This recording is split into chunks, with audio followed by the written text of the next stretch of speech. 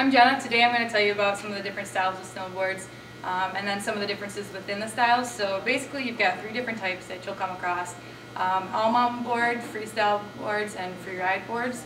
To start off, I'm going to talk about all mountain boards because generally if you're just starting off or if you aren't sure what type of rider you are, you're going to fall into this range.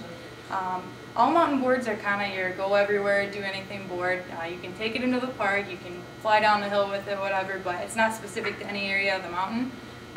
To start off, a kind of an entry level all mountain board is going to be very soft, very forgiving.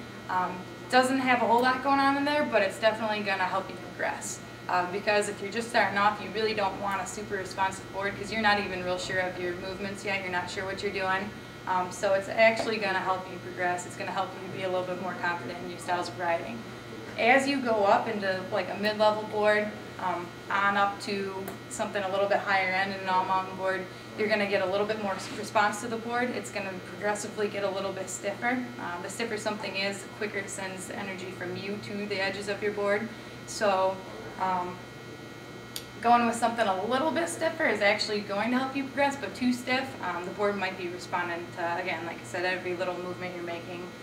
As you go up to, you're going to have a lot of different things within the board that are going to help absorb vibrations, dampen shock throughout the higher levels of an all-mountain board. It's just the board's going to be a lot more responsive and a lot stabler at higher speeds. So this is the freeride board. Generally this is going to come kind of after an all-mountain board as to how stiff it is. It's not going to be quite as stiff as, say, an alpine board or race board, but it's going to be a little bit more versatile as to where you can take it. It's going to perform best at higher speeds. It's really going to dampen the vibrations. You're not going to feel a lot of the chatter that you would in something a little bit too soft if you're riding it real fast. It's also going to be best in some of the deeper snow, some of the deeper powder, but it's going to really perform, it'll still perform on all conditions. It's just going to be a little bit more stable. And then it brings us to freestyle boards. As freestyle riding has become more popular, there's a lot of different types of freestyle riding and a lot of different boards to go with it. You can get into something that's a little bit more jib specific or rail specific. You can get a very soft, very springy freestyle board, not to be confused with a soft all mountain board. With a freestyle board, you're going to get a lot more pop, a lot more snap to it, so you can ollie a little bit higher. And from there, I mean, you can get into a little bit, not a stiff board, but a stiffer freestyle board, which is going to allow you to still kind of take it all over the mountain.